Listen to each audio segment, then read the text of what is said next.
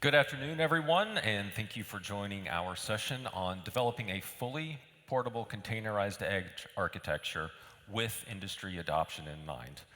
My name is Carlton Bale. I'm the Director of Digital Product Planning for Cummins. And I'm Dr. Martin Wrong. I'm a software architect for this project. And we also wanted to acknowledge Ankit Tarkas, who contributed significantly to the presentation but could not be here today. So quickly, we'll go through the agenda, what you can expect to see. First, we'll do an introduction to the commercial vehicle market. We'll do a quick overview because it's important to understand why we've made some of the choices we have and why it's so important that we're thinking about industry adoption from the beginning. And then next, we'll cover the containerized architecture itself, as well as optimizing that system for low-power devices. We'll summarize our contributions to the Eclipse Foundation and end with a brief system demo and questions and answers. So, if we want you to remember anything, these are the three key points that we will be covering in our presentation. The first is this is a fully production-level architecture that is going on most of our engines starting in 2024, but it was designed with industry adoption in mind so that it is portable to our OEM industry partners to be used on their telematics devices. The second is we've seen some significant benefits here. So dramatic reduction in the time to develop this architecture and the applications that run on it, as well as a cost reduction by adopting open source.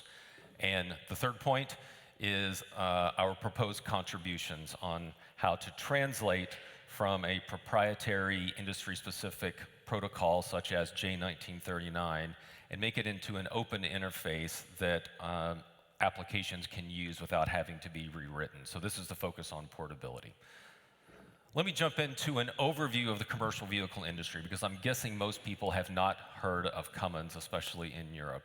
We are a $32 billion company. We have 73,000 employees, and we have operations in 52 different companies. We are the world's leading independent powertrain provider. We make diesel, hydrogen, and natural gas internal combustion engines, hydrogen fuel cells, and battery electric powertrains. We are in the commercial vehicle, bus, and mining segments, among many others. We work with over 100 different OEM partners who incorporate our different powertrains. So what this means is we have relatively low volumes with each one of our OEM partners, but also very high variation and smaller scale. So let me give you a graphic here that kind of shows how this scalability is one of the industry's biggest problems. You can start out, and there are tens of tier one providers. There's been a lot of consolidation in this place, but we all want to deliver a digital application that runs on the IoT edge device for our partners. And as I mentioned before, we worked with hundreds of different OEMs. Some of them have their own telematics solutions and their own IoT edge device, but a lot of them don't. They rely on an aftermarket telematics fleet service provider to provide that connectivity. So we have to work across both of those boundaries to deliver a customer-facing application. But what that means is, despite being in this space for 10 years, we've reached about maybe 30% of our customers that we think we have entitlement to. So we have a lot of very low levels of adoption for where we want to be going forward. The reasons for this, there's no common methodology for running an edge application. It has to be rewritten for every specific piece of hardware and software that our partner uses. And each one of the tier ones, we need access to the CAN data link. And there's no standard implementation for how that's done. There are proprietary commercial libraries, and each one requires a different API and a different version of the software to use that. So the result is we have extremely high costs to implement our telematics solution. So with some of our biggest partners, we're talking in the millions of dollars range to implement our entire suite of connectivity applications.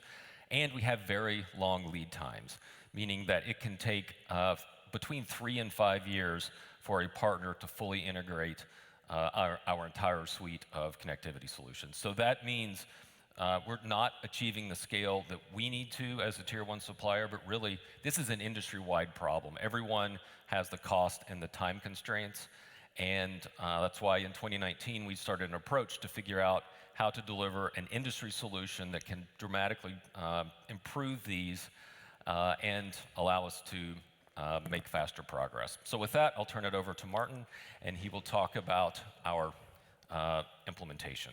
Thank you, Carlton.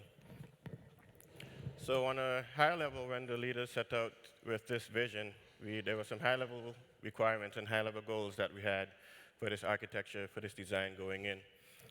So these are the key considerations. One, we wanted an edge device with low hardware footprint.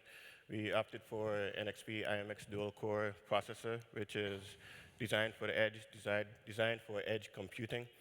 The minimum requirements for our architecture and software is 1 gigabytes RAM, 4 gigabytes flash, and we would require CAN and Ethernet on that device.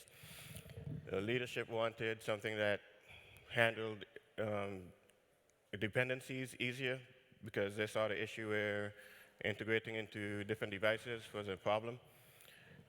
Wanted updates to be done independently, so don't want that updating one application causes downtime in another application.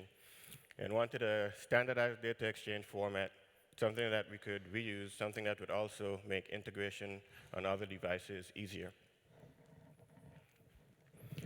So this is a bird's eye view of our device and software on it. We have the device running NXP dual-core processor. On the A core, we are running Linux. It's a Yocto Linux, customized and security hardened. We have several applications on there for our use case. We have Cummins developed application containers. There are quite a few of those. And we have several third-party containers. One is the container management agent. And the other one is the ECM CAN communication software, which allows the applications to read data from our ECUs without having to implement the exact J9039 and UDS protocols. The M core is auxiliary. It runs FreeRTOS, and our bootloader is U-boot. So those were the high-level considerations. From a technical aspect, there were some other key decisions that went into making this architecture and design successful. One was to use a lightweight OCI container orchestrator on the device, something that could run on an embedded device. To have compact OCI images, so we did everything we could to make these images as small as possible to save that flash space. A programming language that minimizes that CPU and RAM footprint, something that was native to our operating system that didn't need an additional runtime to be performance optimized. The microservices architecture pattern, that came inherently from going with an OCI container orchestrator. Efficient communication between services, so we didn't want the communication method that we choose to slow down the application's performance. And a lightweight embeddable database engine, so something that was, again, designed for embedded, that was lightweight and wouldn't bloat the system with resources with respect to disk space, RAM, and CPU.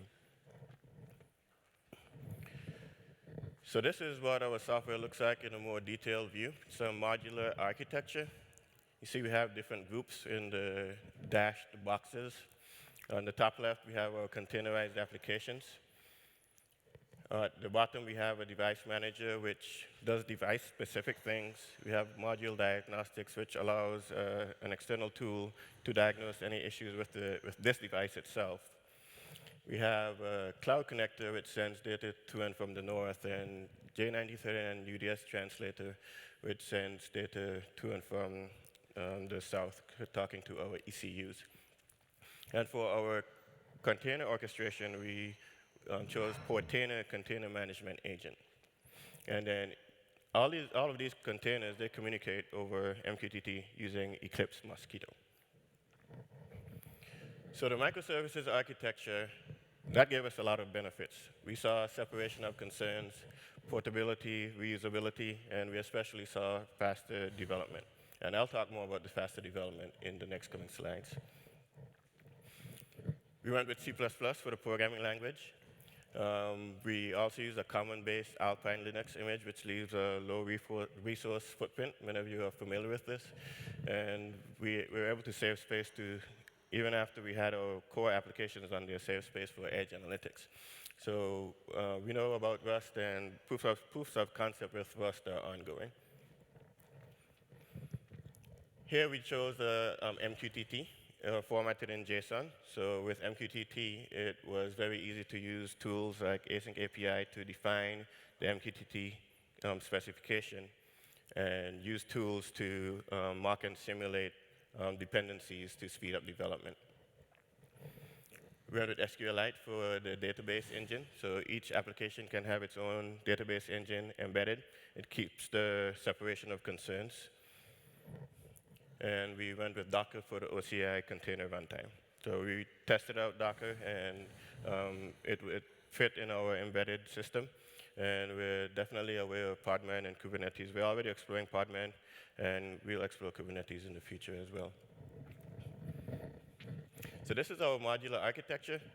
It's logically grouped. So the groups are different. The green top left side, those are containerized apps that we think are highly portable to other devices.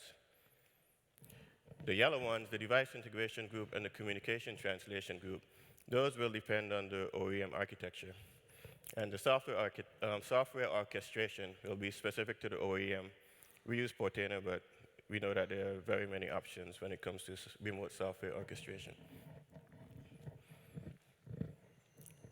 So this is the goal we had, to build something that was portable, reusable. If we take it to another device, if that device has an OCI runtime, we could run our applications on it as long as we can interface with the end-to-end systems in the same way. So I'll talk a little bit about how this helped us speed up the development. We started off with one container, one application, with the Mosquito MQTT broker. But there were dependencies that were not tightly coupled, but dependencies with respect to the communication. So what we did was, while we were developing one, we just mocked the rest of the dependencies over MQTT. Our developers were very happy with that. They were able to move fast, and they didn't have to wait for one component to be ready in order to continue. As the development progressed, we completed more applications. We integrated those. We were able to integrate them and keep testing with mocking and simulation. And we did this iteratively until we realized the full solution, until it all was implemented. This allowed our developers to move really fast. So that's the summary and the overview of our architecture. So we're very proud of this achievement. We feel like we did it.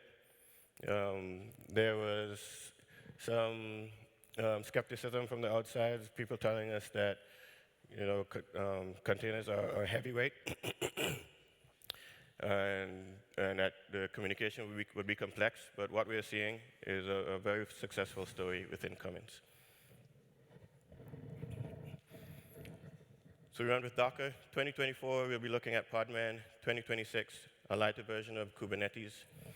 We went with Alpine Linux, one of the smallest Docker images we could find out there for a base Docker image for Linux. 2024, we'll be looking at Rust. For the communication, right now the format of the data transfer is JSON. We'll be looking at, we've already started exploring protobuf as a solution. It could be faster than JSON, and it could improve the performance. And in 2024, we'll be looking at eCuper as a possible alternative or an addition on top of what we're doing with SQLite. So I'll talk about the resource utilization. One of the measurements for our success was after we run all of these applications, these Docker containers on this embedded device, would we still have enough resources to run edge analytics? So this is our CPU utilization of the entire system, not just the applications, the entire system, including the operating system, over a 6-hour run where the applications are running their business logic and doing what they intended to do. This is our RAM utilization over 6 hours as well. Slightly increasing, some optimization to be made probably, but we feel pretty happy about this still. And this is the disk space that each application consumes. So you have Mosquito being the smallest one. The next 6 of them or so, from the CAN priority scheduler to the device manager, those are all developed within Cummins. And we were able to keep our Docker images very tiny. And the other ones are third party, and so they're a little bit bigger. So average CPU over this 6-hour run, 48%. Average RAM is 0.8 gigabytes. So it fits within our resource limitations. I'll talk about the disk space consumption for a little bit.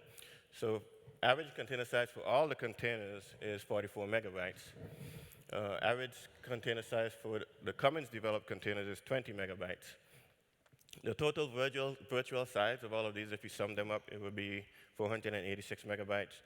But that's not the real disk space that they take up. They take up about 452 megabytes of storage because when you reuse the Docker layers, the OCI image layers, we reuse them between the containers that we develop. And that saves us space because instead of duplicating that storage for the base alpha and Linux image, it just reuses that space, so it doesn't consume flash space. And I'll turn it over to Carlton to introduce the open source contributions. So as we mentioned before, there's really 2 keys to having this fully portable architecture. The first is we need to be able to run our applications on any third-party device. And OCI is the way we've chosen to do that, and that's a pretty great solution. Looking at the Conto project from Eclipse, this solves the problems that we need. So we originally planned to contribute something similar to Conto, but we don't see that that's a requirement now. We're collaborating with the Conto team, and that's what we are looking to adopt longer term. The other issue, though, is portability of the applications between devices is also access to the CAN bus. And this is not a problem just in the commercial or automotive industry. A lot of different devices and hardware have this proprietary closed source communication library that must be used to access something like a data link. So we know that we cannot open source, for example, an SAE J1939 protocol. That is closed, it's proprietary. But what we can do is create a standard translator that goes around that makes a very standard, repeatable, reusable API for any application to use.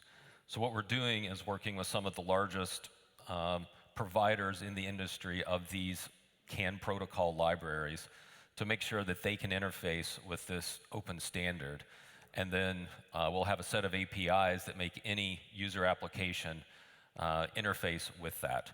So this is our biggest focus of contribution to Eclipse is around how to standardize access to these CAN data links, but also how to put some security around it, because really they were not designed with security in mind.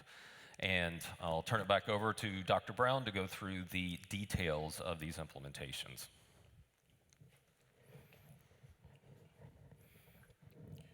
So this is our architecture, just to remind you, and within each container, there's still different components. So each of our application containers has a small component that implements the communication mechanism to send messages over MQTT, to serialize and deserialize the JSON, to receive messages and serialize and deserialize JSON.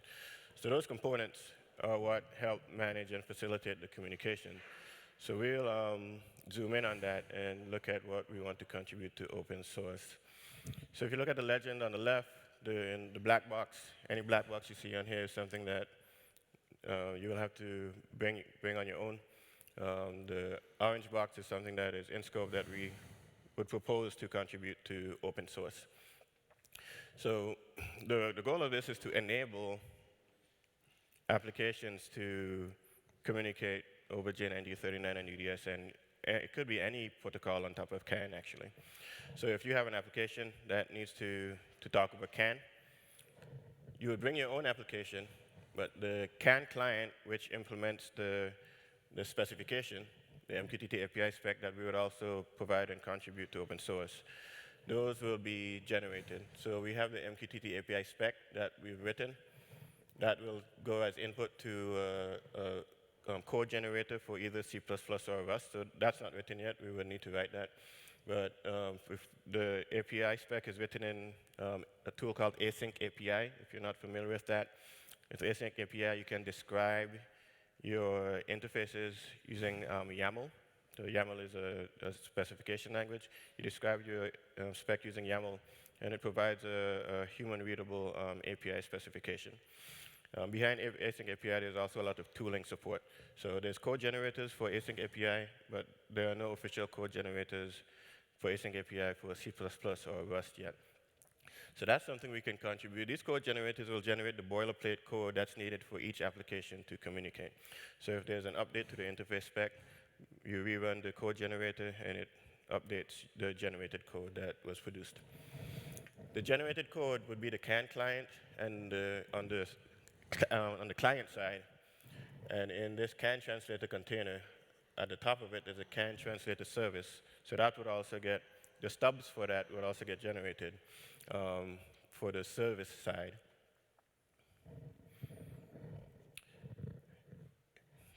You will still have to bring your own implementation of the actual communication over the J1939 and UDS protocols. That's what Carlton was mentioning, that we can't open source that piece. But you will have to bring your own, and then all of that is in a Docker container, and you link everything up, and you enable ECU communication over CAN. Because you have to bring your own CAN protocol library to try and make those implementations consistent, so that if you have 5 different developers implement, 5 different vendors implementing that spec, to make sure that they all work consistently, that you can plug one in and swap them out for each other. We would also contribute, we also propose a validator for the CAN translator container. So this validator, it would act as a client application. It would send messages over MQTT, and based on the responses back, it will validate the responses and determine whether or not the implementation is accurate. Another piece we're looking to open source that we already started working on is the CAN Security Manager. So this will facilitate and allocate bandwidth on the CAN bus, so that if you have multiple application providers in the system, you don't want one application provider overloading the CAN bus, hogging all the resources where other applications can't perform their functionality. So this is EclipseCon, and so we're using this architecture to show where we think it could fit into EclipseCon. So the main pieces we'll be looking at is the edge applications piece in the dashed lines. And at the bottom, the sensors area is where we think things can be integrated and enabled. And the legend is still the same on the left: bring your own and in scope. So similar to the previous slide, you would bring your own application. The J39 and UDS client and the translator service, those will get auto-generated based on the spec. Those will get tied into the CAN service container, and it will enable the XYZ container application to send and receive data to and from an ECU. And one current requirement we have for this is socket CAN, but we can abstract that protocol as well. I'll turn it back over to Carlton.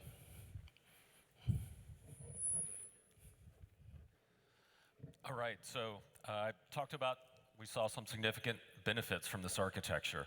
The first is reduced development cost. So 25% decrease in what we did versus our previous closed source development program. A 50% reduction in development time. So we actually were ahead of schedule in many aspects, which is not usual for this new architecture and rewritten applications. So again, very different from what we've seen in our closed source proprietary implementations in the past. And finally, we are getting this industry-wide buy-in. We've been talking to our OEM partners and the telematics partners for the past 3 years. One, understanding what their use case and requirements were, trying to incorporate that into the system design, but also talking to them about adoption and implementation of this framework. So with that in mind, we will go through a quick demo. We did want to show that this is a production level system.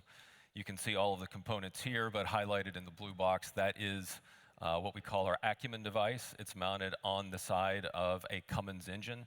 So this goes under the hood in the engine compartment, and that is where we run our IoT stack. And separately, we have our embedded real-time ECU that does control. So we do have full domain separation between our IoT applications and our real-time safety-critical control functions. So I'll go over the demo.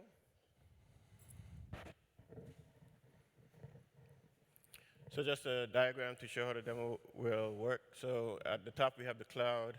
At the bottom, we have our ECU. And in the middle is our device. So from the cloud, using a web browser, someone will send a command to deploy our applications to the device using a Docker Compose file. That command will go down through the container management agent. It will send that command to Docker. Docker will bring up the containers one by one.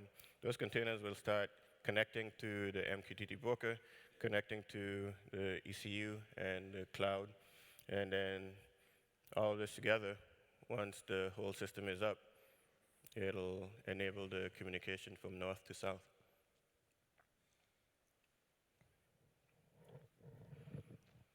And now time for the demo.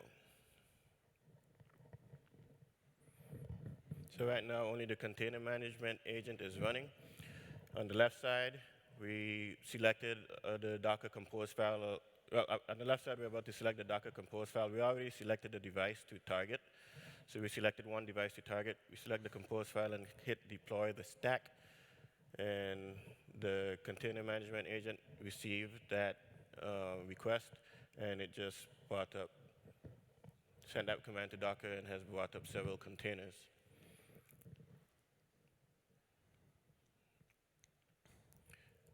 And that's it. All right, thank you.